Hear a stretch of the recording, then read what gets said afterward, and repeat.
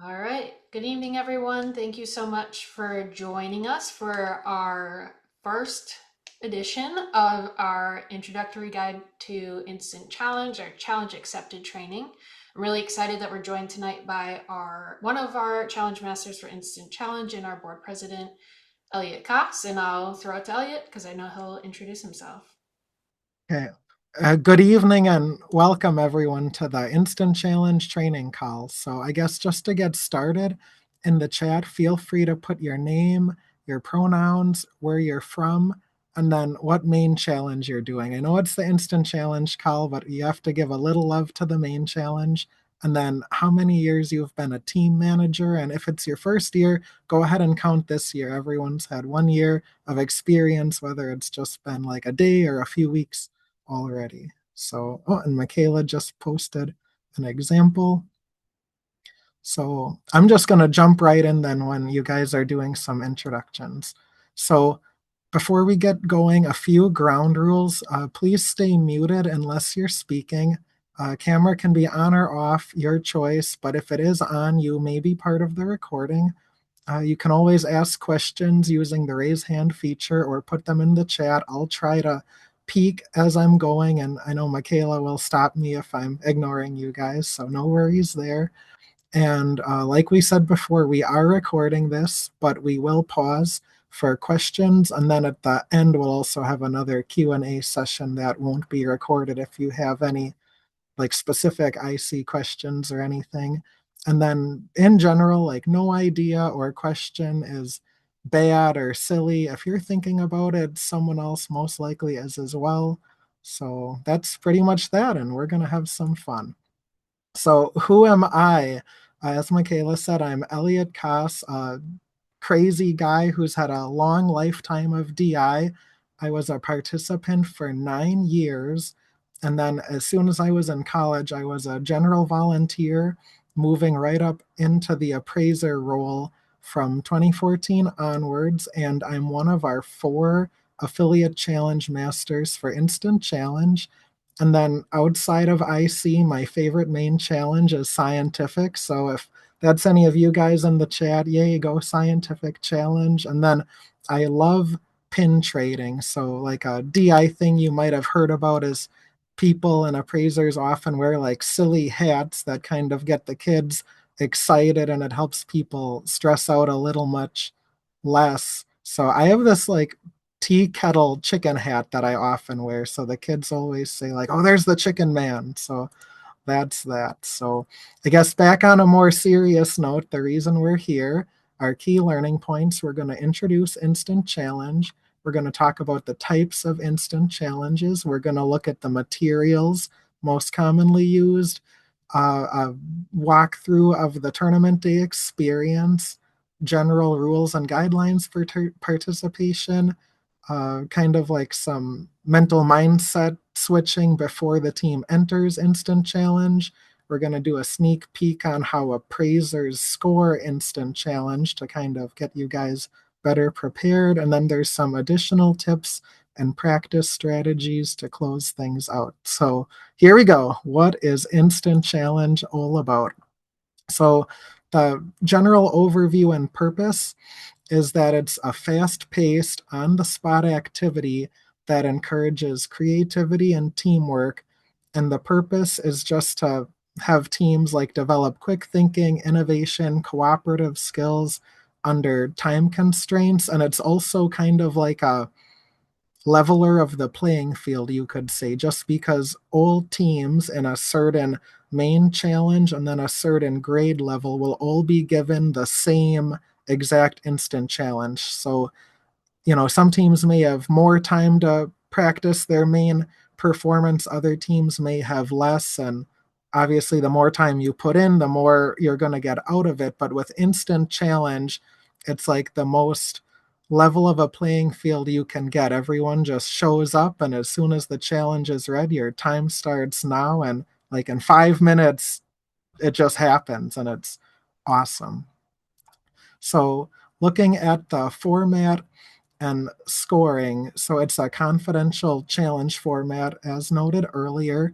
where the instant challenges, it's a big packet we get to choose from as the challenge masters, and it remains secret until tournament day. So no one gets to see these ahead of time. It's going to be brand new for every team walking in that door. In terms of the time and scoring, normally it's a 5 to 10 minute activity and it offers up to 100 points. So it's pretty crucial for your team's overall ranking. And I don't want to put Michaela on the spot, but correct me if I'm wrong. And I want to say instant challenge is about 20 to 25% of your overall score. So just keep that in mind. It's worth practicing. It's definitely a big deal, and it can always be like a make or break situation. In terms of skills rewarded, we're always rewarding teamwork, creativity, problem solving skills under pressure, and we're emphasizing the holistic abilities. Like some participants on the team might be strong in some areas, others in different areas, and like everyone's got to work together to get this thing done before the timer goes off. And then once again, from a competitive impact, this honestly is the make or break between like first and second or third place. And if there's a tie in the main challenge, you can see like a first place and instant challenge scooting a specific team into a clear lead. So if you're brand new, there's technically three types of instant challenges, but it's really just two. So there's task-based instant challenges. So normally the teams have to build something or complete an objective using materials. So normally it'll be like build a tall tower or build a bridge across a gap. And sometimes you'll have like weights or a stuffed animal or something you'll have to hold. And then sometimes there's like fetch and retrieve challenges where there's like a boundary line and teams have to like scoop up or grab items from the other side, or they have to place items into like targeted areas to get scores.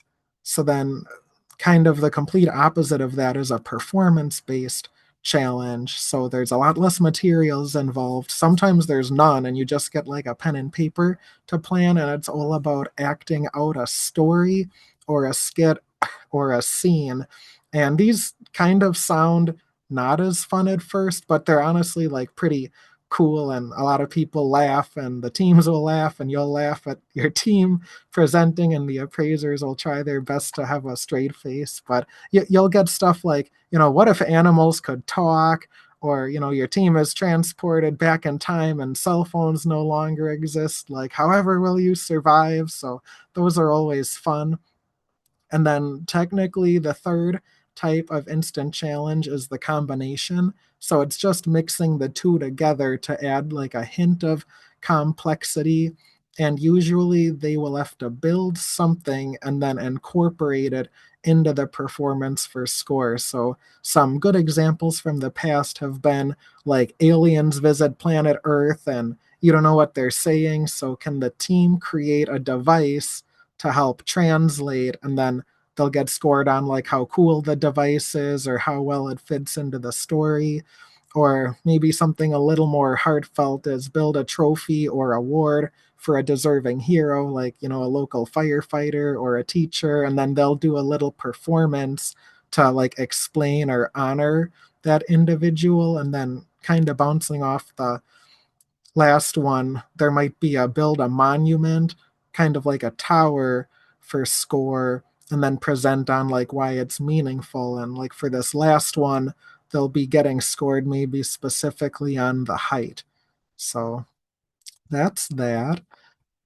When you're looking through your roadmap and the practice instant challenges, you might see some of them say entry level and some say advanced. Don't panic, like advanced is nothing super crazy. The best way to describe it is a lot of these challenges are written in a way so they can be used for multiple age ranges. Normally, the entry level challenges are aimed at the grade school teams, and then the advanced challenges are aimed at like the middle school, high school, and even university level. Overall, the core objective is the same, and like the spirit of the challenge is the same. So you're still going to be building that tower or building that bridge or making your translator to talk to aliens, but for tasks specifically, you may be given like more or less of a certain material. So maybe the entry level gives you 4 pencils and you have to build a tower. You could maybe just use those 4 pencils to make a strong base. The advanced level challenge might only give you 2 pencils, but maybe there's still straws and other items. So I think the key point to get across here is that with an advanced level challenge, even though you might be missing some supplies compared against the entry level, everything is still going to be 100% solvable and achievable by the team. I guess if we want to like pause real quick, that's just a good note. You don't have to pause the recording, Michaela. It's just like a figure of speech. But we always want DI and Instant Challenge to be like a fun and positive opportunity. So you're never losing points. You're always starting at the base, and then the appraisers are awarding points as you can score. So, long story short, we're always going to make things achievable so everyone has a good time. And then try to practice against grade appropriate challenge levels if possible. Like anyone with an elementary team should be focusing on the entry level challenges. If you're in middle school or high school or university level, then you'd want to practice with the advanced. And as a general call out, it's not that common, but a team could see a challenge above or below their level. And honestly, when I see this happening, it's usually in middle school. So sometimes middle school teams kind of get like rounded up and they'll do an advanced level challenge like the high school teams, or sometimes they'll get rounded down and they'll do like an entry level challenge. But just to reiterate from earlier, all teams in the same level of the same main challenge will always be given the same exact instant challenge. So it's going to be consistent. If it maybe seems a bit hard for your team, it will be that same little bit harder for all the other teams as well. And maybe they're like, your team is like, oh, wow, this was super easy. I think we nailed it. Well, maybe they just knocked it out of the park because you guys practiced a lot, but sometimes it'll be a little easier for everyone as well. And then we won't spend too much time on this. I don't want to scare anyone, but there are special challenge types that are most common at global finals. But there's been a push in the last 2 or 3 years to bring some of these to the state level tournaments. So you could see stuff like this. And if you have ways to like talk through it or do practice examples, it's just worth knowing these can exist so you're not like totally caught in left field. So there are nonverbal communication challenges, which is basically no words allowed, but like teams can make silly grunts or other sounds to kind of communicate with each other for like task based challenges. And like a silent challenge is just where no one can talk. So I guess everyone might be saying, well, what is a nonverbal example? So last year at Globals, there was a curtain and the team was split in two, one on one side, one on the other. And one side was like the senders and the other was the receivers. And the senders would like spin a wheel with a color, and then they had to communicate the color to the other team so they could like take items that were that color and like put it in a specific zone. And the most memorable thing from that is one of the teams was like, oh, every color could be like an animal. So like pink was a pig, a duck was yellow. I think green was an alligator. So then they'd spin the wheel and it would land on yellow, and everyone was like quack, quack, quack. And then they knew to move the yellow items to the correct area. And like everyone was laughing and having fun. And at the end of the day, it was definitely a unique and like good way to solve the challenge.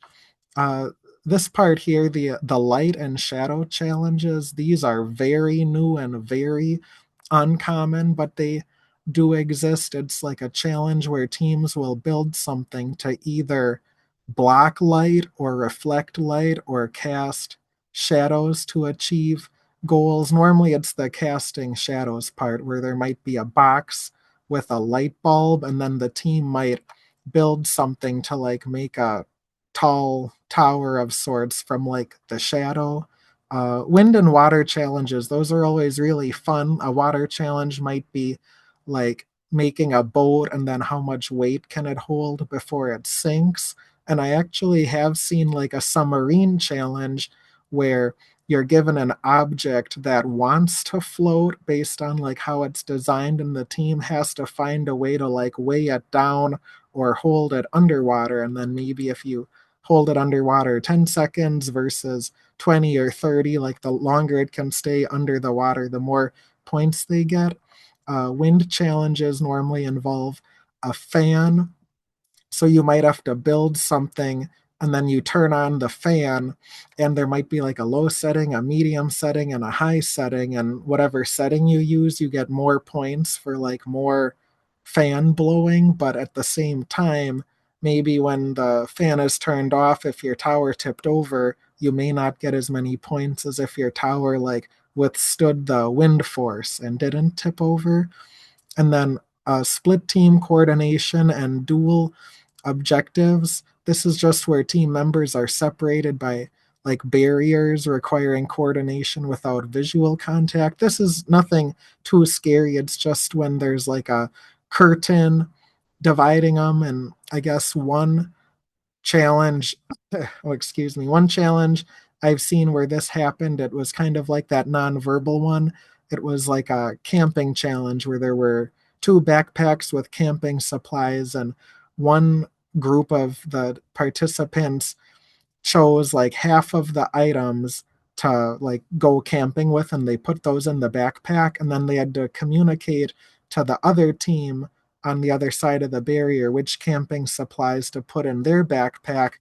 But the sneaky thing is, during the practice segment, they had one set of supplies, and then for the real challenge, both sides got new backpacks. So while the supplies were the same, whatever method they thought of earlier, if it wasn't like robust enough, it maybe wouldn't have worked.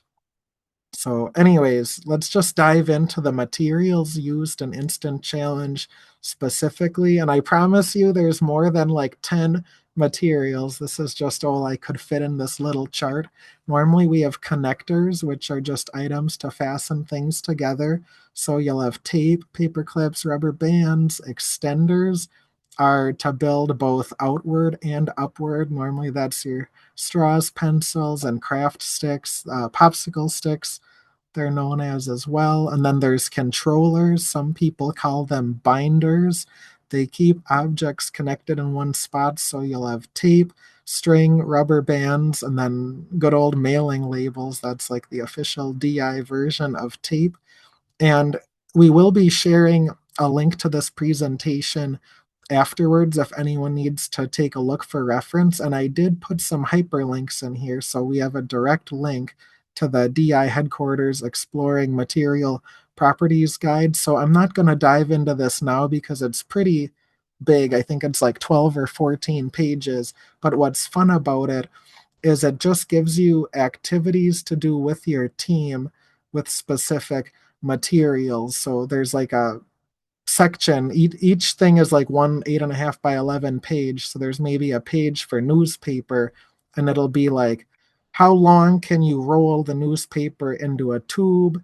And then it might say, if you needed to put weight on the newspaper, are there different ways to fold it so it can support more weight? And that's just kind of the idea. It takes maybe the top 10 to 15 instant challenge supplies, and it just kind of asks the team if there's different ways they can experiment and use that just to get a little more equipped.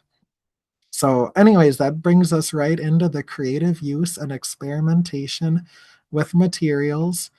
There's always innovative ways to use things. So, uh, rubber bands and newspaper aren't just going to be used the way you think they would be. So, rubber bands, normally people tie stuff together with them, but there's situations where a team may snap or cut or break the rubber bands, and then you can just tie things like string. And then even newspaper, you can roll it up, you can kind of rip it and tear it to make it longer. There's always things outside of the ordinary, and like even a pencil. I remember there was a challenge where people were building a tower with like unsharpened pencils, and of course an instant challenge, if it doesn't say you can't, you can. And the team was like, well, can we sharpen the pencils? And we're like, well, I guess why not? And we're in a classroom, so there's like pencil sharpeners, screwed into the wall.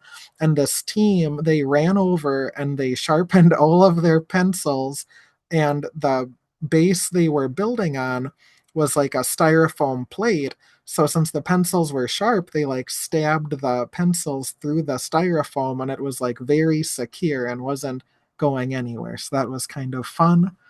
Learning through experimentation, this just goes back to that materials guide. There's nothing wrong with just giving like extra leftover instant challenge supplies to your team, even without a formal challenge. Like you could just say, hey, here's some stuff I found around the house.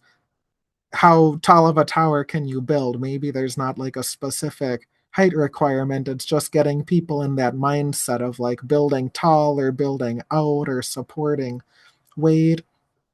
And then with supplies in general, it's always good to, like around your house, just collect a variety of everyday materials for hands on experimentation.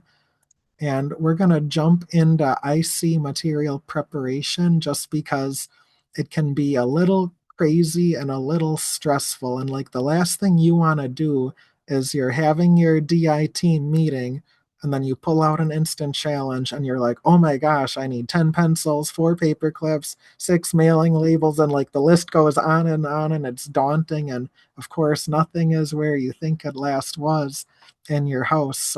So anyways, if you can have a centralized box or tub for supplies, that is like a huge lifesaver. Like, okay, everyone, it's instant challenge time. Let's get our instant challenge tub and just like heft it right onto the counter, and you're ready to go. And what I used to do in the past is you can print out your challenges ahead of time, and you can take like a 1 gallon Ziploc bag and put the paperwork in there, and then you can count out all your supplies and put those in there as well. So then you have like ready to go instant challenges. And Michaela on the call, we can give her a round of applause at the end of the meeting. She made an all inclusive list of all of the potential materials you may need for all of the 2025 to 2026 practice instant challenges. So she went on to our Wisconsin DI website, and then she went into the resource area, and I believe it was the roadmap, the practice IC challenges, and then there was like another general team manager help guide document. So I think it was like 12 challenges. She grabbed all of those and then like commingled all of the supplies into a master list. So that's something that you guys could use ahead of time just to see what you have, maybe what you don't have. And it doesn't have to be you alone gathering everything. So feel free to leverage parent volunteers to help. One thing that's worked on my team back in the glory days is our team manager would ask like one parent volunteer each week to gather supplies for like 1 or 2 challenges we would be doing at a future meeting. Or another way to do it is if you gather things you have around your home and maybe like cross them off that big checklist, if there's items you're missing, you could just share that list with your teams right off the bat, or maybe send like an email or a text to their parents. And then as they find things or even buy things, then they could just bring them to you. And just a general reminder, like you can save money doing instant challenge. You don't have to buy brand new stuff. You can like eat a real popsicle and then wash the stick, and that'll work just as fine as like a brand new popsicle stick from Walmart. And like substitutions are okay as well. When I was on a team, mailing labels, they weren't really expensive, but it was just always a pain, and a lot of people don't really have them around the house. So if you have a roll of masking tape, if you just want to like cut off 1.5 inches pieces of that works as mailing labels, or you can take the roll and like draw little lines on it and tell the team, oh, you can have 4 lines worth of tape for your challenge. And you can even replace and substitute materials. So if you don't have straws, you can sometimes swap in pencils, or no pencils, you can swap in straws. So as long as you're kind of in the same theme, like you wouldn't want to replace a straw with a rubber band because those are like in different buckets of supplies. So, anyways, we're going to jump into the tournament day flow. So, hopefully, it'll seem a little crazy at first, but I'm going to try and break it down so it's less nerve wracking for anyone brand new. So, on the day of the tournament, the first thing that'll happen is your team will navigate to the team check in area. Normally, it's like a designated check in station, kind of out of the way from the general action and busyness of the tournament. So, I know at some regional tournaments, if the school has like a second floor, they might only do instant challenge on the second floor just so it's kind of quieter for all of the kids. And other ones, maybe there's like a east wing and a west wing, and it's just a huge school. They might like seclude one wing or pod for instant challenge. So, oh, excuse me. Anyways, you'll take your team to the check-in area, and if you don't do it online via the resource area, you do have to turn in your declaration of independence paperwork.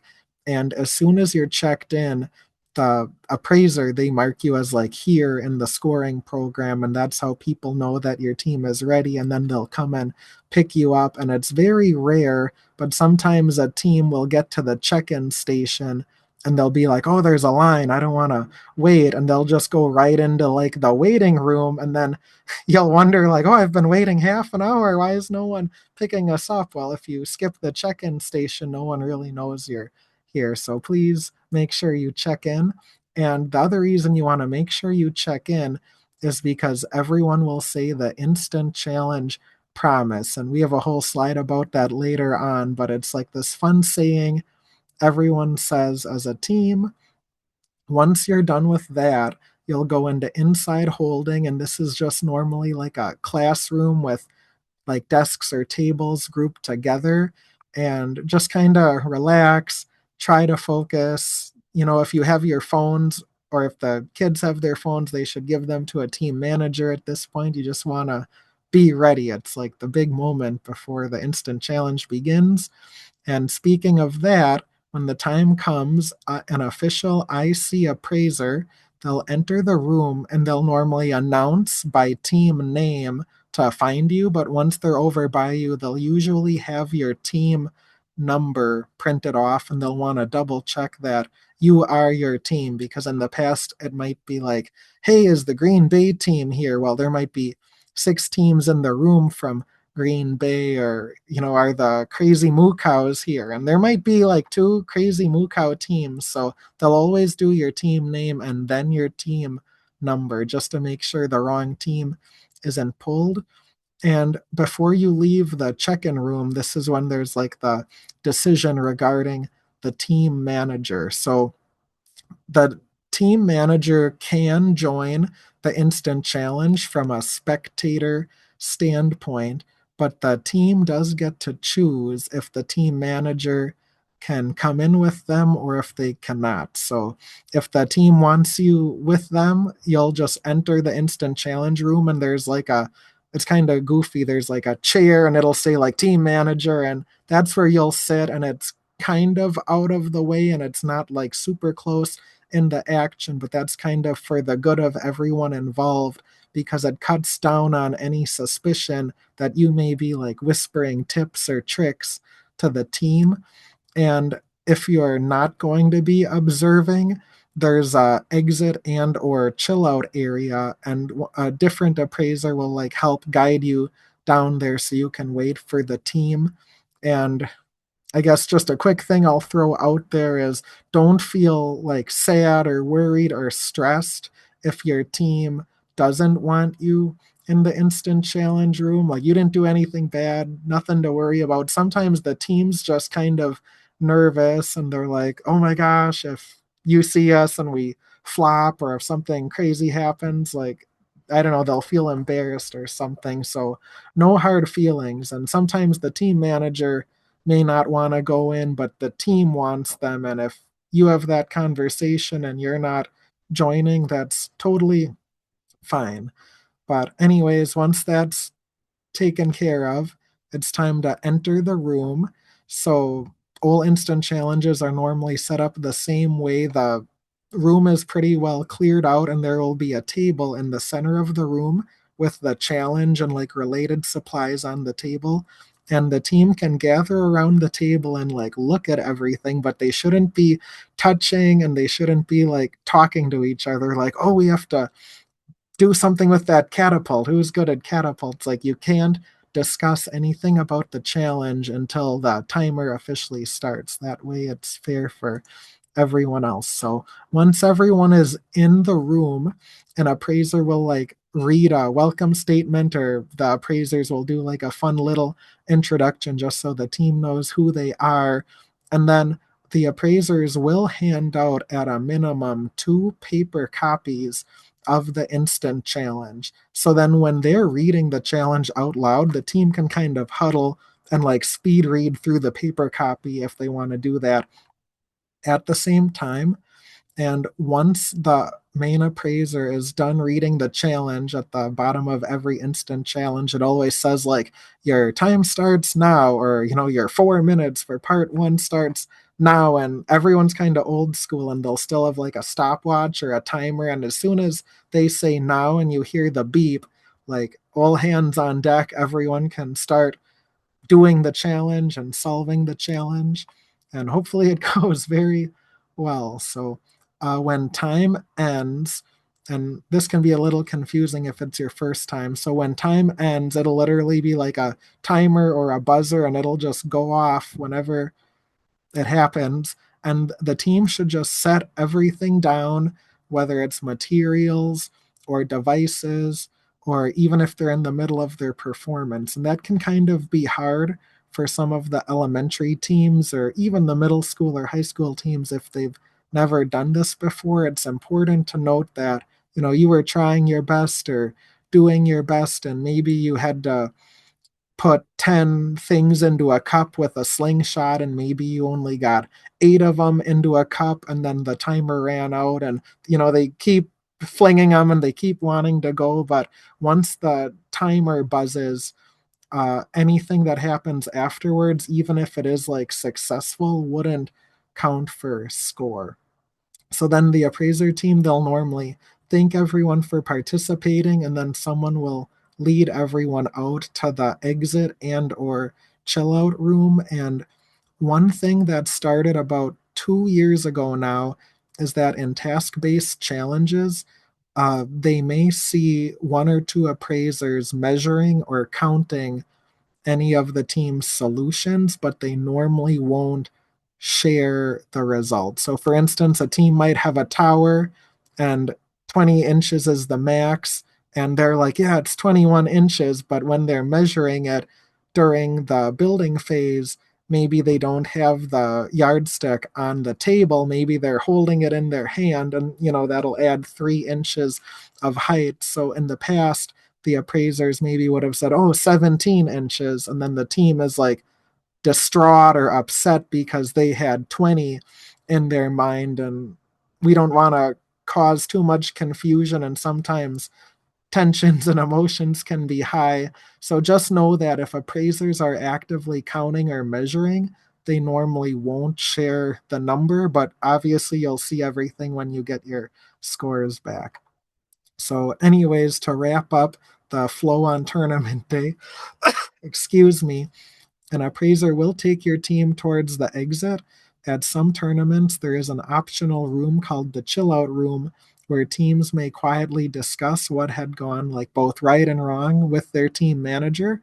And that's just before they like get back into public or the main DI tournament. And I should have maybe made this a bit bigger, but please remember the instant challenge promise and do not discuss the instant challenge anywhere else in the tournament site. And they're always going to ask you like, why can't we talk about this? Why is it top secret? So this is both the best and the official response from like the DI headquarters. For the regional tournaments, there's one packet of instant challenges that are used worldwide. So like all of the United States tournament regionals will use them, and like Mexico and Canada and China, they'll use the same instant challenges as well. So, if someone's on social media and they're like, we had so much fun at our DI regional tournament and we had to build a bridge and support weights, well, if you're friends somehow with other DI people and they see that, the word can get out. And same thing with the affiliate or state level instant challenges. You don't want to discuss those because others could hear you and maybe they could even get an unfair advantage. So back to confidentiality, and here's the I promised you we'd talk about it. Here comes a dad joke, the instant challenge promise. So the instant challenge promise is recited at the check-in table, and it's mainly to ensure fairness and confidentiality. So here it is in the bottom right-hand corner of my screen, and what's kind of fun here is there's teams that have done instant challenge from like grade school to middle school to high school, and some of them know this like by the back of their hand. So I've seen high school kids before where they're at check-in and it's like, okay, it's time to read the promise, and they'll all turn around and like face the window, and then they'll just say the promise because they know it by heart, which is kind of fun. Or middle schoolers, they're always sassy. Sometimes they'll like not be taking it as seriously as they should be. So then the check-in person will be like, well, now you have to read this while you stand on one foot and pat your head. So then it's kind of like a silly challenge or activity, and it kind of wrangles everyone back on task. But anyways, if you ever get questions from your team about the promise, the whole point is just the confidentiality requirement. We want teams to keep the challenge details confidential throughout the tournament, and it is to maintain fairness and integrity for our tournament as well as other regional or affiliates. Mentioned earlier, the Declaration of Independence. That's just that form you fill out online beforehand. But if you don't, there's normally a paper copy you can fill out in person. This is just one other form where each team member, they actually would read through it and then they have to print their name and sign their name. So it's like super official. I think that's why they called it the Declaration of Independence. And it's just each team member noting if they will or will not participate in the instant challenge, and then they're promising they haven't seen any info about the challenge ahead of time, or they're not going to share any info. So, anyways, post tournament sharing, of course, there is a point where you can eventually share what happened in Instant Challenge. So, the general rule is that teams may discuss the challenges and share information only after the end of May. And if you want to be safe, just say like June 1st or later. And that's because the Global Finals tournament takes place normally right around Memorial Day. And once that is done, the regional and affiliate challenges and even the global final challenges, they'll never be used again. They never repeat them. And I've been doing this like, holy cow, like 10 years as an appraiser and 9 years as a participant. And I don't think I've even ran into a duplicated instant challenge in 19 years. So it's totally okay for your team to share. And I think the best part is our parents or whoever would ask us about instant challenges and we wouldn't even remember what happened because it was so long ago. So that's that. So we're going to now move into some rules and guidelines for participation. And I've been watching the chat. We haven't had any questions by chance, have we, Michaela? I don't think I Not see that any. I've seen. Okay, perfect. So feel free to stop me, guys, if anything pops up. So, really important, we're going to talk about prohibited items and exceptions. So, please note team members shouldn't bring cell phones, recording devices, watches, or electronics allowed in the challenge room to ensure fairness. And this would also go for the team manager or a parent if they're stepping in as the role of the team manager. And some people might say, well, watches, why aren't those allowed? We've seen situations in the past where like a team member might bring in a smartwatch, and who knows if that'll help or not help. But nowadays anything that is technology or could be deemed as technology shouldn't be allowed just from a fairness perspective. And if team members are ever worried about time, they can always ask the appraiser team. And each appraiser team will usually have a dedicated timekeeper, and that person will announce, like, I am the timekeeper. I'm from Green Bay, Wisconsin. They'll announce that at the start of the challenge so the team knows like who they have to ask for. From a medical device standpoint, medical devices are totally allowed. And there's been people that may have like an insulin pump or a seizure monitor, and those may connect to your smartphone. Then you are allowed to have your smartphone, like the team member can have it on their person, or if they want to keep it like with their team manager, that's totally okay. And excuse me, we do have a hyperlink here to the DIHQ accommodation request approval form. So if you need to use that, feel free to click that and you just kind of fill it out. There's a few check boxes and you'll be good to go. And then storage of personal items. This is kind of a goofy thing. You can bring coats and bags and everything into the instant challenge room. It's just kind of highly advised against. Like when it's time for instant challenge, especially if it's like winter and it's cold, maybe have all of the team members get their coats and give them to their parents. Otherwise, you'll always see like one team manager with like 7 coats and 4 purses and like this big bag that's dragged down due to all of the cell phones in it. And it's just a bit much if you're trying to wrangle your team and all of their goodies. So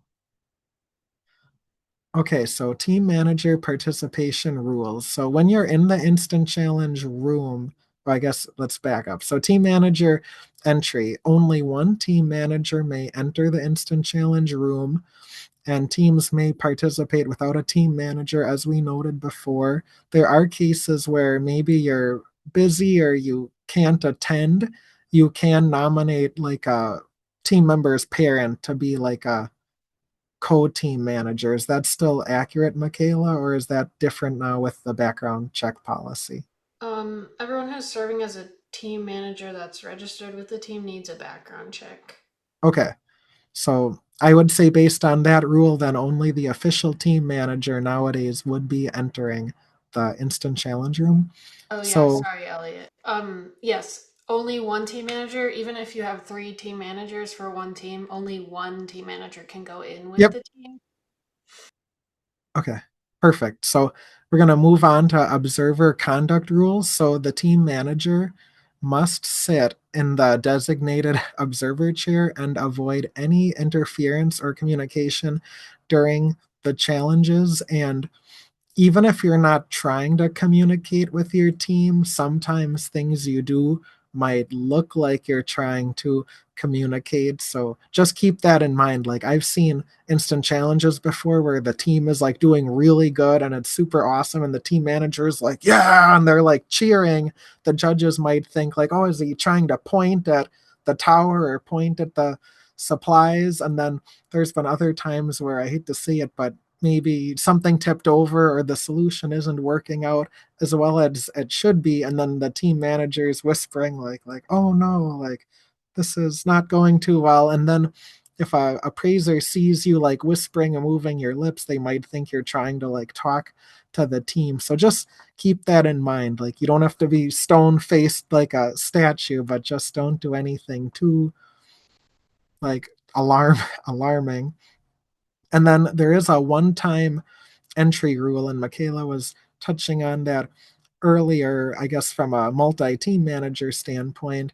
But if you're a team manager and you have more than one team, there's also a rule for you. So the one time entry rule simply states that if you have three teams doing instant challenge, you can only go in with your team that has the latest instant challenge of the day. And normally, excuse me, normally, but not always, each team in their main challenge at their challenge level, they'll have a unique challenge, but a different challenge could reuse the same one. So maybe technical challenge A and then engineering challenge E, elementary level, those two groups of participants could have the same instant challenge. So even if you're thinking, well, I have an engineering team and a technical team, so I can go in with both, well, just to keep things fair for everyone, you can only go in with your last team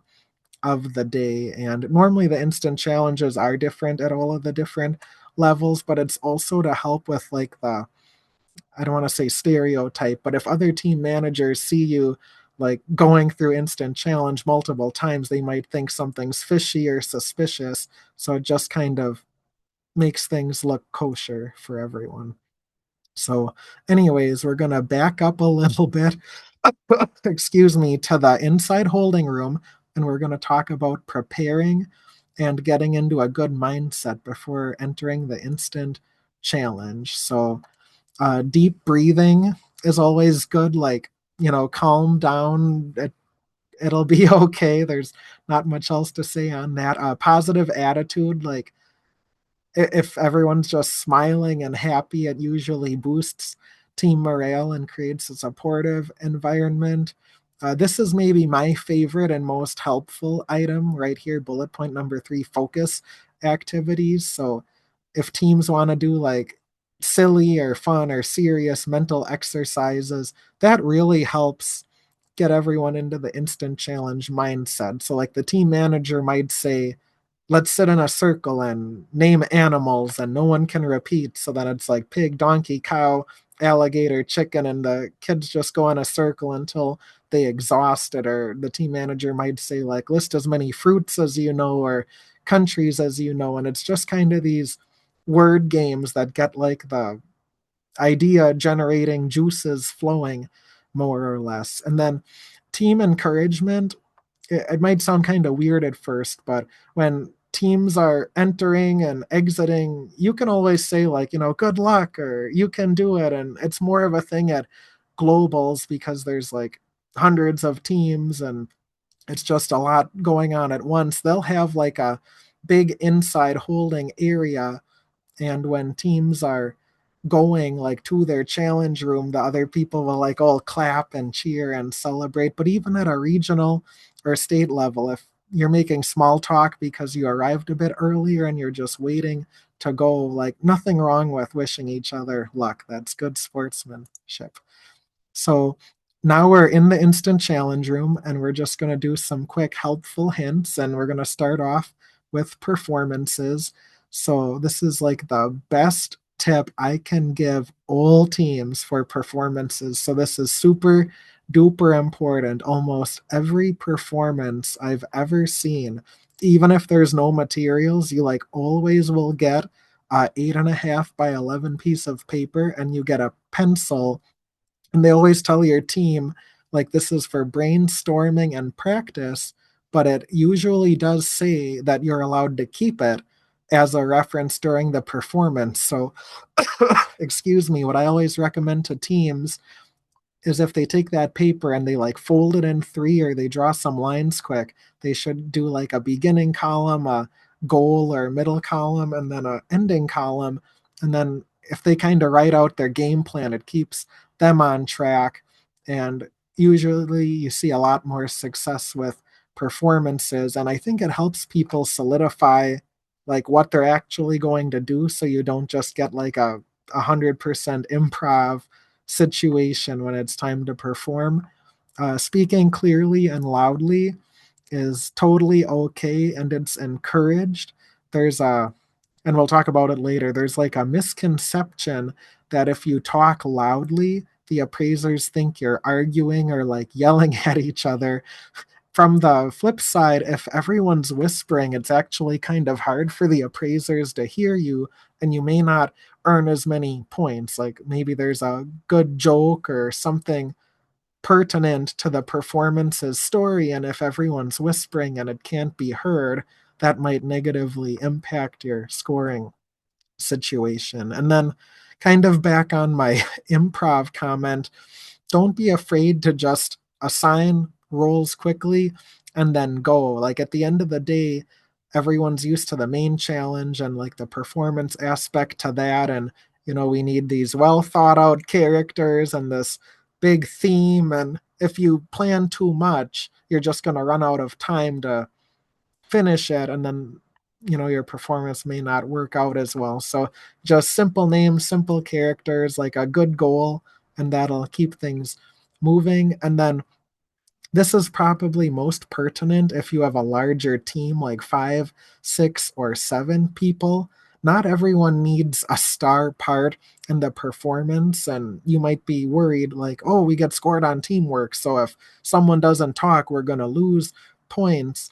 But some of the strongest performances I've seen for big teams, they might have 4 like characters in the performance, and then one of the team members may be a narrator, kind of keeping things excuse me, in check. And then the other team members might be like interactive scenery. So someone might be like a tree and then they'll have their arms out as limbs, and even if they're not really saying anything, they're still contributing. So now we're going to switch gears and do helpful hints for task-based instant challenges. I think the biggest tip here is just, be sure to review your materials, count everything, like take inventory of what you have, and it can always be wise to move the materials to the floor or closer to any setup the team needs to interact with. So I guess the best explanation for this is the materials might be on a table, and then the entire challenge is like on the side of the room, and it's maybe one of those where there's like objects behind a line, and then the team needs to build things to like reach and pull the objects across the line. And what'll normally happen is they'll build something, like the team will build a solution, run over to the line, and everyone will like sit on the floor or kneel on the floor, and then they're doing their thing and something breaks and they're like, oh, it's not long enough. And then they never get back up and they never go back to the table. And then sitting on the table, they have like 4 straws and 6 paper clips and like all the mailing labels, and they could have repaired whatever wasn't working if they would have had those materials. So one of the most successful things I've seen is if you know you're going to be excuse me, on the floor, or if there's like a secondary table with a bucket of water for a water challenge, like feel free, the team can grab the materials and move them to wherever works best.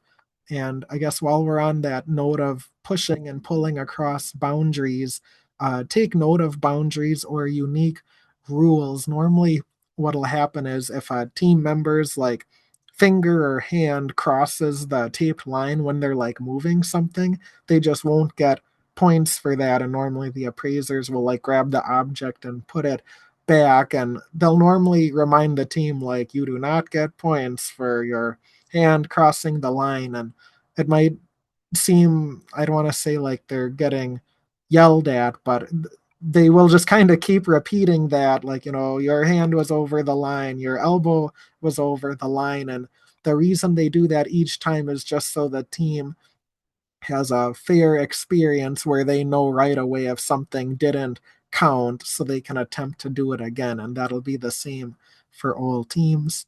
Roles can still be helpful, even though roles are more of a performance thing. Roles can still help when you have a task based challenge. There's normally builders, testers, idea people. Time checker is always good. You never want to run out of time, and like in the heat of the moment, everyone can forget, and then the time is up. And then a excuse me, a rule reviewer or a point person can be smart as well. Sometimes some of the challenges will have like simple scoring, like 1 point per inch of height. Other times it's kind of more advanced, like 3 points for a red circle and 5 points for a yellow circle, and the circles are spaced out differently. And sometimes the team will find maybe not a loophole, but there's like certain ways to optimize your solution to get like the most amount of points possible, if that makes sense. And then a very important call out for, I guess, all instant challenges, but this happens a lot with tasks, is back in the glory days, almost all of the task based challenges were two parts. And it was like part one, you get 2 minutes to plan and think, and you can't touch anything. And then part two, you build and then you solve the challenge. And right now, I want to say almost all of our task based challenges have gone back to the one part challenge. Yes, Michaela? Yeah, I just wanted to add your example of making sure folks are focusing on where they can get points. One other example I can think of that is maybe you max out, you get 1 point for every inch of height of a tower and 1 point for every inch of width of a tower. And so if you can only get 15 points for height and 15 points for width, that rule checker person can be the one to be like, okay, we got to stop building up. We need to start building out because you've Yeah. already exceeded that 15-inch height. And so now the only way to gain more points is to go wider. So that's just another example I thought of. Yeah, very good call out. And I'll ad lib here and throw something else in, but it's always good to remind your team, like, don't be greedy. Like, back to Michaela's point, if 20 inches is the maximum height, excuse me, if they can get 21 or 22 just to play it safe, that's totally fine. But I've seen teams where 20 points is the maximum, and they're like, we're going to do 40 points to show everyone who's boss. And they'll build this tower that actually can get the 40 points, but it's like super rickety, and then it might fall over, and then they get like 2 points in the end, and everyone's kind of disappointed. So just to kind of keep everyone in check, if you only need to hit a certain objective, like it's okay if you end up going a little bit over, but there's no need to like show off or brag. And then I guess back to my earlier point, just be aware that excuse me, a lot of tasks will be a one part challenge, and they will bold it and they will underline it on the paperwork. So it'll be very clear for the person reading the challenge as well as anyone else looking at it. But if the team isn't actively working to solve the solution and gain points, when the time is up, the time is up. So I hate to say it, but I've seen it at like a few regional, state, and even the global competition. Like the team will have the perfect device and they'll just keep editing it. And oh, what if we do this? What if we do that? And then they'll even test it, and they're saying they're testing it, but it actually would get them points if they scored. And oh, we have to edit this and edit that.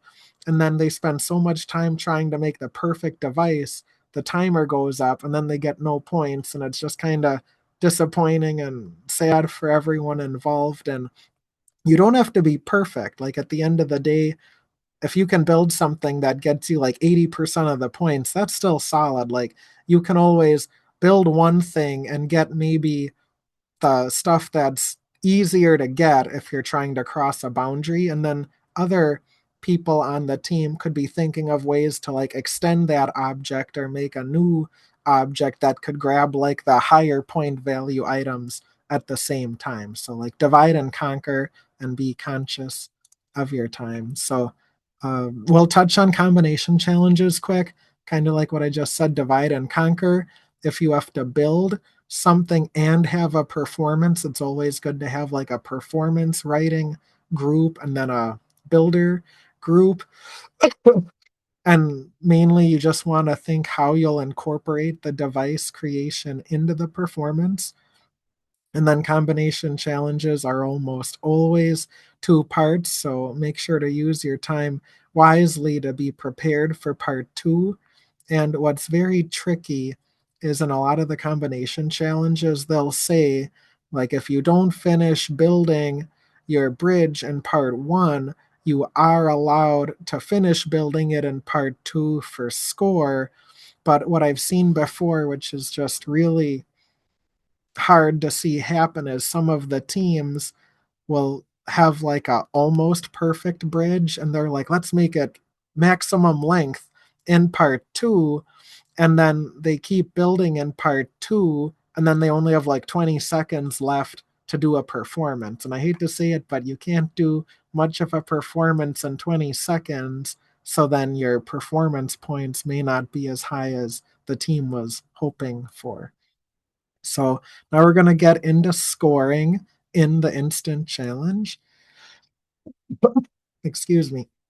So there's three types of scoring, and don't worry, there's not a quiz. You don't have to memorize this. The teams don't have to memorize this. We're just sharing the same information we share with the appraisers when they're going through training, just so you kind of have some transparency as to what's going on. So the objective scoring is just very simply put measurable and clear objectives that gain you points. So, like 5 points for each weight or 1 point for each inch.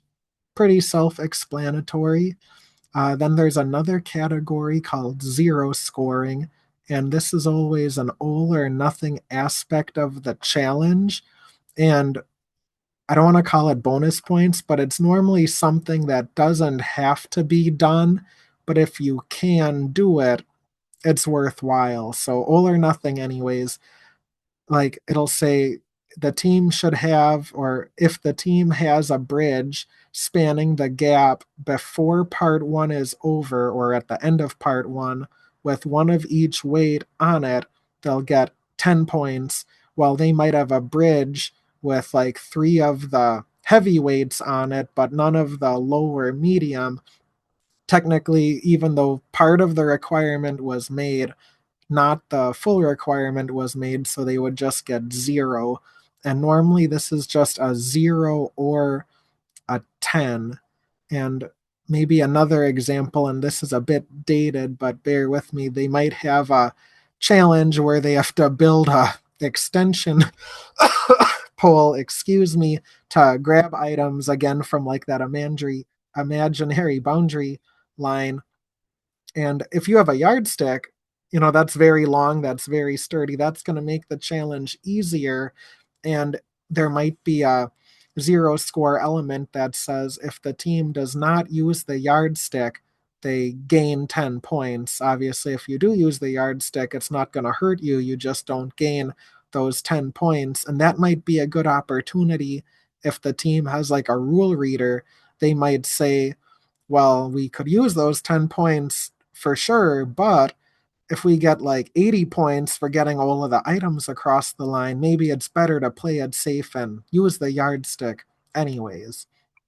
So then moving on to subjective scoring, this is where points are given based on an appraiser's individual opinion of creativity, teamwork, and risk taking, and this is normally kept private, and the appraisers don't compare and contrast these elements among each other.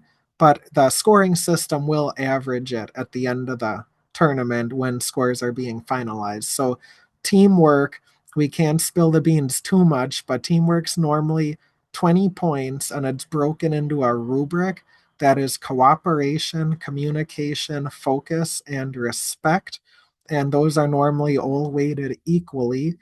And then creativity, excuse me, that's kind of hard to define. Obviously, it's destination imagination. So everyone has like their own idea of creativity. And I'll tell you, all appraisers have their own idea of creativity as well. But our textbook definition is that we are intentionally moving beyond a known solution and incorporating a team's strengths, talents, and interests while also combining components of prior learning, experience, and research into the solution. And that's normally scored on a 1 to 30 scale. So a lot of room there. And risk taking is something that is pretty recent. I think it's only been around 2 or 3 years maximum. And our textbook definition for risk taking is the act of taking bold creative chances and committing to a potentially unproven idea under pressure rather than playing it safe and sticking to a predictable solution. And I think I can give you guys a pretty good example of risk from a tournament I was at. So I'll just explain that quick. We had a challenge where there was like a step ladder and it was wooden, and the ladder rungs were like someone took a saw and they sawed through the ladder rungs so none of them touched all the way, and the teams had to build on as many rungs as they wanted. They had to like build bridges or like complete the rungs so then they could set weights on the rungs for score. And one thing that was unique is some of the rungs were cut like right in the center. Other ones were cut like way to one edge or way to the other. But since all teams had the same ladder to use during the tournament, it was still fair to everyone. And there were a few teams that, for whatever choice, chose to use like the more awkward rungs that were kind of like more dangerous or more risky. So that's one way to view it. But other teams, instead of setting like the golf ball and tennis ball and ping pong ball on their bridges, they were like, what if we build bridges and then we hang the balls using like string and rubber bands? And that's like risk in another sense, because if someone wiggles or if they're coughing like me, I have DI fever, so apologize for all of the coughing tonight. But any like little instabilities, it was so crazy. The golf balls would fall off and then the ping pong balls would fall off and one ball would hit the floor and vibrate and cause the others to fall off, but the team kept going and they ended up getting, I think, almost all of the balls like hung from the ladder instead of just placed on top of the rungs. So that's like another way to look at risk. So we're going to go back into common misconceptions. I think a few of these I spoke on already. So talking loudly is not bad teamwork. Whispering isn't any better. Like, feel free to talk at a normal volume. Teams are never judged on perfection, they are judged on collaboration and effort. And to expand on that earlier, the appraisers are never like taking points away. It's never supposed to be a negative experience. Everyone's always like starting at the baseline, and then the appraisers are always actively looking to give the teams as many points as they can so everyone can have the best experience possible. And I can speak on this from the region I manage specifically. We even have a rule where when measurements are taken, and Michaela might get off webcam and like roll her eyes at me, but our official rule for our region and instant challenge is we will always round up to the nearest inch. And you might say like, oh, 11.5 inches is 12 or 11.7 is 12. But if we see like 11.3, even though you would traditionally round it down to 11, we still will round anything above 11 up to the fullest inch, because it's like in the spirit of the program and in the spirit of awarding the teams for trying to go like as tall as they can or as wide as they can to solve the challenge. And then we don't want, excuse me, uh, we don't want to let a bad IC performance ruin your main challenge. That's kind of about like building the teams up and trying to award whatever we can as long as they are truly deserving. This is maybe just something to internalize and maybe note down with your team. The way the tournaments are done, some teams might have their main challenge in the morning and then like instant challenge in the afternoon, or they might have their instant challenge first and then their main challenge. And let's say your team does the instant challenge and it's like pretty good, but right at the last second, something tips over and then the weight falls off, and then everyone's kind of sad and maybe a bit disappointed. don't let that like gloomy cloud of sorrow hang over everyone's head, because at the end of the day, instant challenge is maybe 20 to 25% of your maximum score.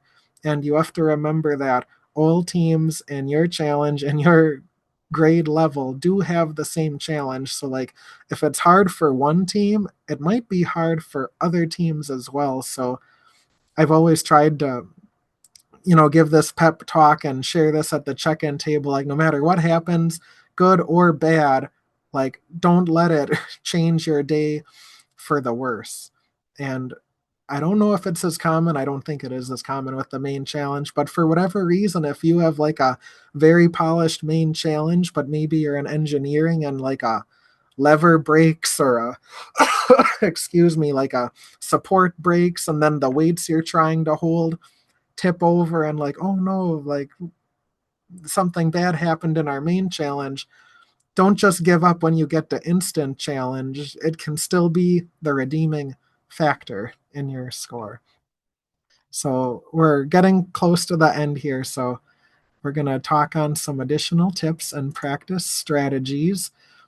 Interference, very similar to in the main challenge. As a team manager, we don't want you to like give away the solution to the team themselves, but you get a little more leeway when you're doing practice instant challenges. So we'll get into that here at the bottom, but I guess just to start things off, when you're practicing instant challenge, it's kind of going to sound weird at first. And like, as a participant, I even rolled my eyes when my team manager was like, we're going to pretend this is real. Like, everyone go in this other room of the house, and then we're going to walk in a single file line, and we're going to open the door to like the DI room, and there's the instant challenge. But it kind of sets the scene and sets the mood and makes things more official. Like, we're going to walk into this room, and there's the table with the materials, and you might be joking, or the members might be joking with their friends. Excuse me, but they shouldn't be talking. And you can read them, the instant challenge aloud, just like a real appraiser would. And like, you can get your phone out or a stopwatch out and like time them the same way as well. And if you have like ideas, or if you notice something is maybe going not the best it could be, please do your best to hold any comments or even like your facial reactions until the team is done. And then you can score the practice instant challenges with them and provide your own feedback. Oh, Michaela. Nothing for me. Oh, okay. Never mind. I thought I saw you turn yellow or raise your hand. Okay. So, anyways, helpful feedback without interfering. So, for performances, especially if your team is new, the excuse me, the talk loudly is definitely important. And then blocking of the stage. Team members don't always think about this, but if they're presenting a performance and you have like a narrator, and the narrator is facing the other team members, then the narrator has their back to the appraiser team, and the appraisers maybe can't see like the facial reactions or whatever the other team members are doing. And then if you provide that pen and paper or pencil and paper, and the team isn't using it, you should really encourage them, even if they have a solid concept of beginning, middle, and end. It never hurts to write that down on your planning sheet. And I will share from past appraiser team experiences that sometimes the team will have like a really awesome performance, but it might be like a little crazy, and they might be aliens on planet Mars, and then they're like eating pizza, and there's just all sorts of stuff happening, and like it's fun and loud, but the appraisers just don't really know what exactly happened in what order. And there are times where once the team has left, one of the appraisers is like, oh hey, they filled out like the planning paper, and then they'll just look at it and it'll have like BME, and it'll like have like a sentence or two of what happens, and then the appraiser team might be like, oh yeah, that makes more sense now, why so and so said that, and why the person jumped out from under the table. Like, now we know what's happening, and that can only help your score instead of hurt your score. Excuse me. For task based instant challenges, the best thing I can tell you is just to always be talking about the material properties and how there's usually more than one way in each challenge to use the materials to solve the challenge. And on top of that, you can always repair or rebuild your solution in another way. So, I guess to expand on that, if the team is building a tower and the maximum points is 20 inches and they get 15 inches, that's still solid and that's still really good. But one thing I used to do when I was on a team is our team manager would basically let us continue doing the instant challenge without a timer afterwards. So it would be like, you have these four materials left over that you didn't use in your tower. Can you find a way to use those leftover materials to get the extra 5 inches? And sometimes you have a eureka moment, other times you don't, but it's still a good learning opportunity. And then here's another thing, if you're noticing that there's like a certain challenge that's really tricky for your team, like maybe they're the best tower builders and the best bridge builders, but then as soon as they have to put like a weight on the bridge, maybe it collapses. Excuse me. Besides talking about the challenge afterwards, you can always redo a challenge, or what we would do back on my team is any challenge that was really tricky, we would talk about it and then our team manager would like flag it or highlight it in a folder, and then in the future we might see that same tricky challenge like appear again, and usually we did better, sometimes not. Okay, so then one other tip in terms of interference is learning things in instant challenge practice might inspire the team to bring that into their central challenge where interference is not allowed. So this is not the best example, but I hope it gets the point across. If your if your team is having like a hard time with beginning, middle, and end in their central challenge performance, that might be a bit detrimental to like the scoring aspect of parts of the performance. So if you give them a few, oh, Michaela, you have your hand No, raised again, or is that on finish your thought. accident? Okay. So if you Oh, where are we going? So you have a performance and the team is struggling a bit with beginning, middle, and end. You could give them one or two performance based instant challenges. And if they make that same mistake where they're not really planning their beginning, middle, and end, you could coach them in the instant challenge. And then that might be like the light bulb going off, like, hey, in our main challenge, we should maybe do beginning, middle, and ending planning as well. And like, I know that's not the best example because most teams are doing beginning, middles, and ends, but that's just what I came up with in the moment. So go ahead, Michaela. Yeah, I just wanted to add that there is no interference in instant challenge practice because it's nearly impossible for them to see the same challenge twice.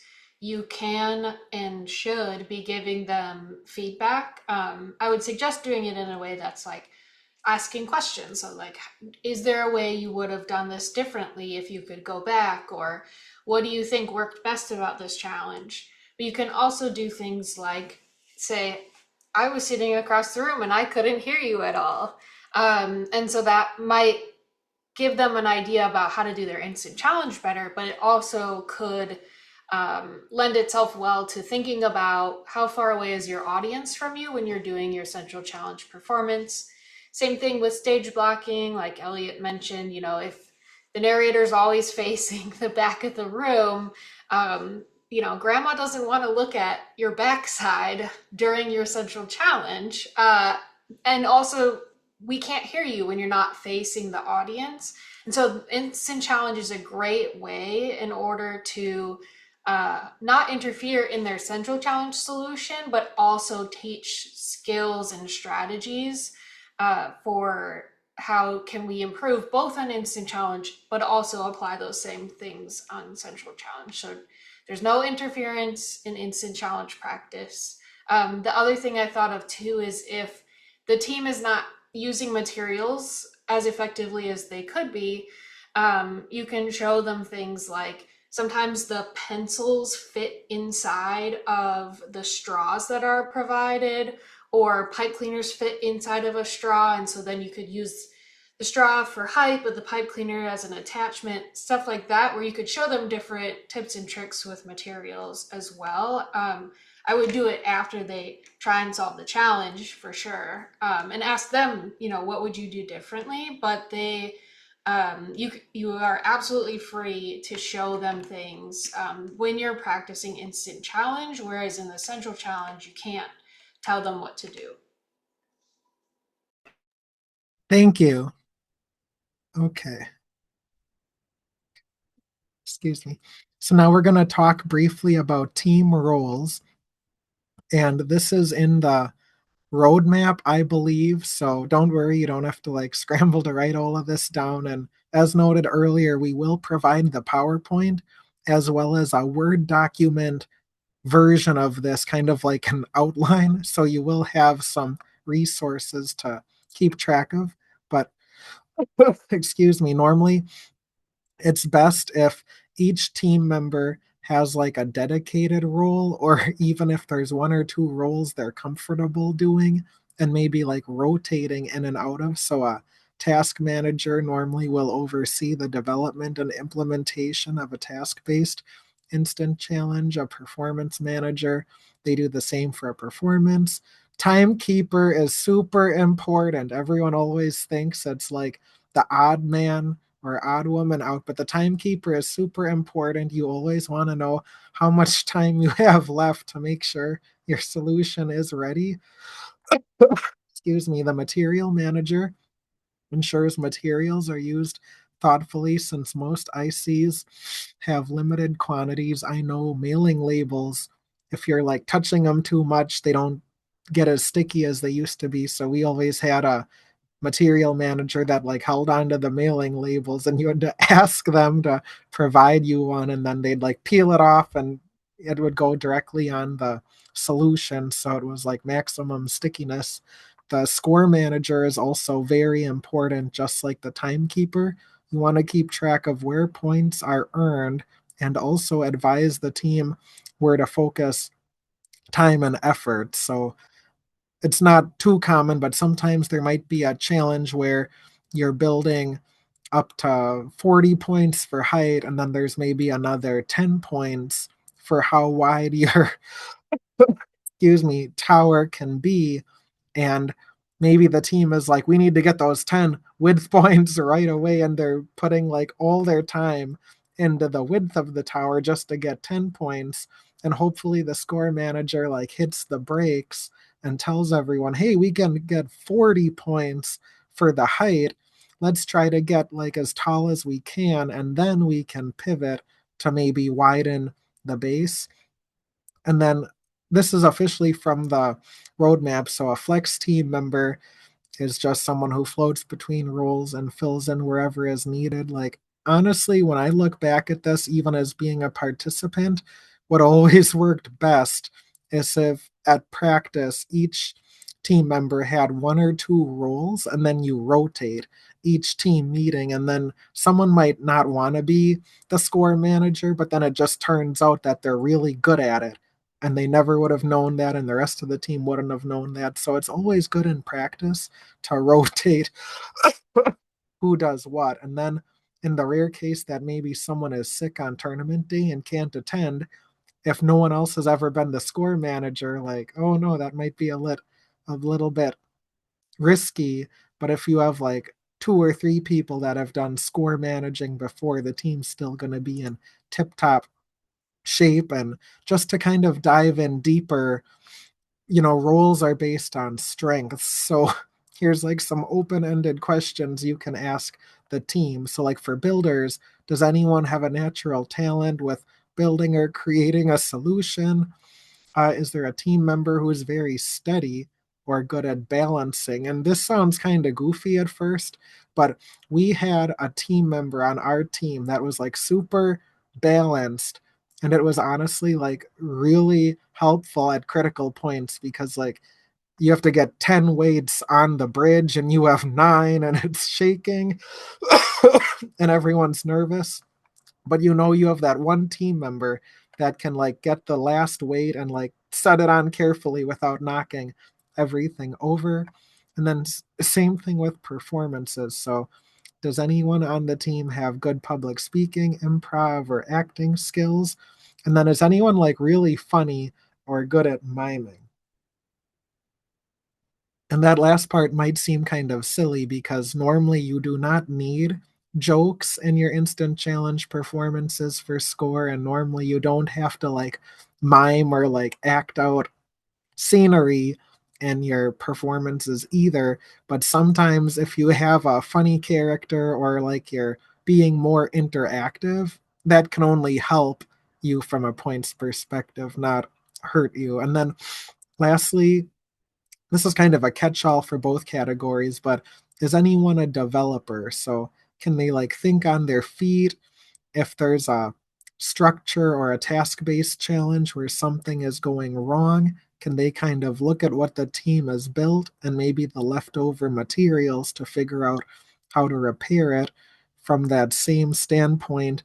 If you have to build a tower and the tower might tip over, are there any materials where you could build a smaller tower to have like on standby? And I've seen that before where a team will build maximum points is 20 inches. They'll build like a 22-inch tower and then they have like a cup left over and a paper clip left over, and they'll like unbend the paper clip, stick it in the cup, and it's only 8 inches, and everyone's like, "Oh goodness, what are we gonna do with this little 8 inch tower?" And then all of a sudden, there's like 5 seconds left before the timer goes, and like someone sneezes, and the big tower falls over, and someone just grabs the little cup with the paper clip, and they're like, "Boop."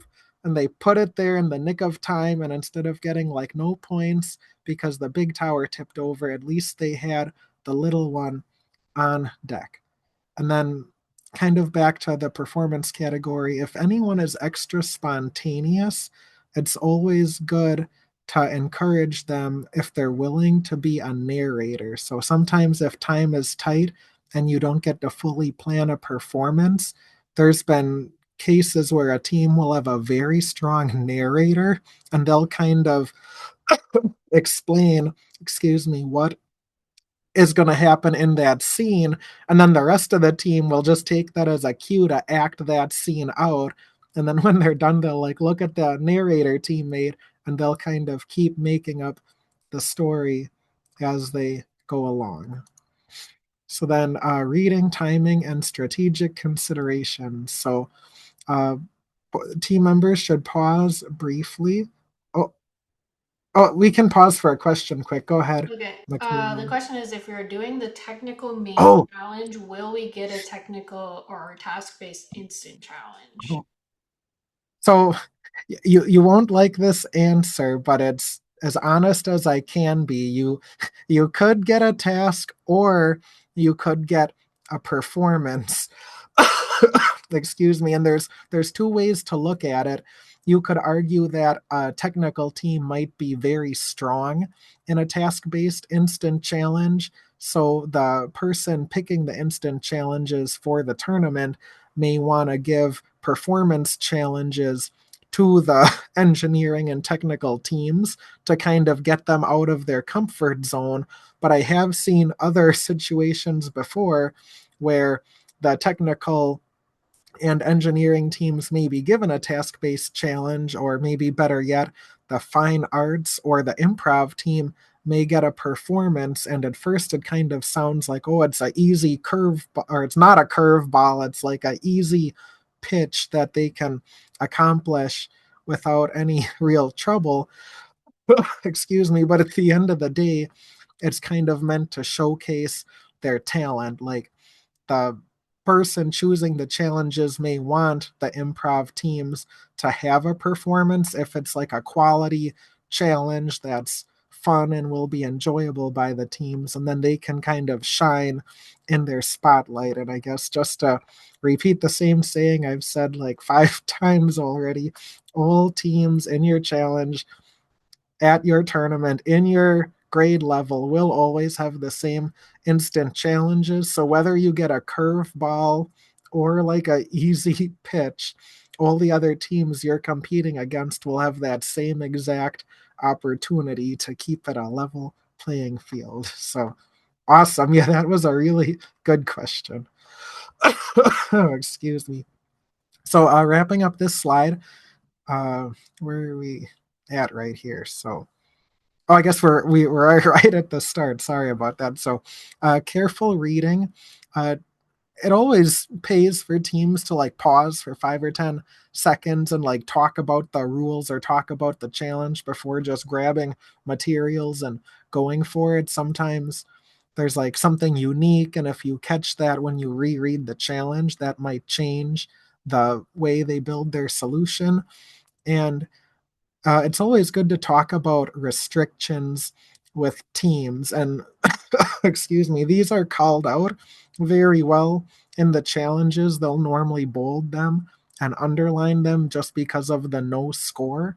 But if there's like a line or a boundary or a vertical plane or avoiding a material for bonus points, the team should try to recognize that right away, because if they keep putting their hand across the line, they're not going to gain points even if they can pull the item across the boundary. Like specifically, the challenge will state like no part of the team member's body may cross the line while getting the items.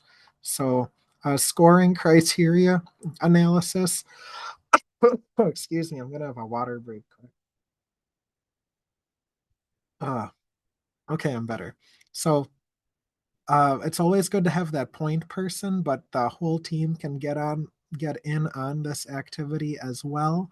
You always want to analyze point categories such as height, weight, creativity, and risk to prioritize efforts effectively. I think this goes back to that 10 points for width and like 40 points for height. You're going to want to work on height before you work on the width. And then when you look at the points, are there any limits? So that was a good point Michaela brought up. If there's a maximum height, you don't have to exceed it. Like you can if you want. It could be risky, it could be a bit of fun, but sometimes you just have to hit the targets and everything will be okay. And then time management, I think we've already covered this, but watch out for the one part challenges. If it's in bold and if it's underlined and if it says, please note, colon, this challenge is only one part, like that is the best we can do as an appraiser team to alert everyone that they have to like think about it, design it, build it, and get the points or as many points as they can earn, all within one time limit. So we're almost to the finish line. Final encouragement and practice resources. So we want to keep everything supportive. So Instant Challenge is a safe, creative space where teams can try new ideas and learn together without fear. That just kind of means that if you're building a tower and someone's like, oh, let's put this really heavy object on the top of the tower, and some of the team members may be like, oh, that's dumb because that's going to make it tip over and fall. Well, maybe that's not the right attitude. And since it is practice, it is better to put the very heavy object at the top of the tower during practice so everyone can see the result versus waiting until the official tournament. And then in general, consistent practice is going to help out. Regular practice throughout the season builds skills, confidence, and teamwork. And you don't have to go crazy with this. Like when I was on a team, we did one instant challenge at every meeting. And that was that. It was like the first thing we did. We all came in, did our instant challenge, talked about it, and then after that, we went back to work on the main challenge. And I think we were meeting once every 2 weeks. And then when we got closer to tournament season, it was like once every week. But as a team manager, you'll kind of know how often and for what length of time you're meeting. But in general, if you can squeeze one instant challenge, excuse me, into each meeting, that's like a very good like guideline to follow. Uh, Accessible practice resources. Don't forget about your challenge roadmaps and practice sets. And I have another slide about this. So there's various places you can go that already have pre written up instant challenges. You don't have to like make these up on the spot, but if you ever want to, you can. And to piggyback off of that, you can be flexible with your practicing. So let's say there's an instant challenge you found on the internet just because DI's been around for, excuse me, over 25 years now. You might find past instant challenges from like activity books from like 2004, and it might be a really fun challenge, but you don't have all of the supplies to do it. You could still print out a copy of that challenge. And like if the team's gathered around a table, you could give it to them and kind of say, like, hey, if you had to do this challenge, what could you use each of the different supplies for to try and solve it?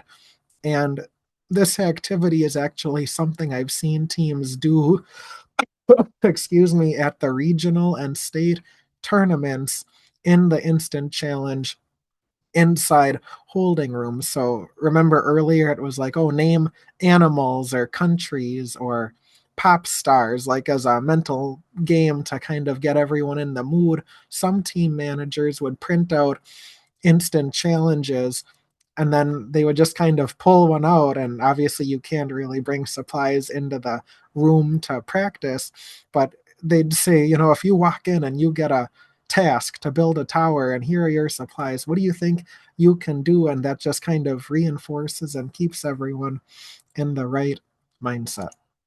So as promised, here is just a link to the IC resources, and we'll share the PowerPoint so you can click excuse me, the hyperlinks. But on our Wisconsin DI website, we have 6 instant challenges.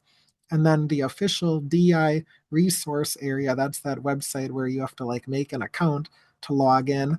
There's a few different drop downs, and since I'm like an affiliate challenge master, I'm gonna have more drop downs than you might see. But if you start in challenge materials and then program materials, that's where the rules of the road live, and then the team manager roadmap, and then instant challenge has its own little folder. Each of these little items has different instant challenges in it, and I believe the rules of the road might only have like one, and even if it has none, it does have the official instant challenge rules and guidelines, and that's still very useful and helpful if you have any specific questions. Okay, so before we look at this instant challenge, I guess, does anyone have any other questions or concerns or thoughts? Yeah, let me just pause the recording.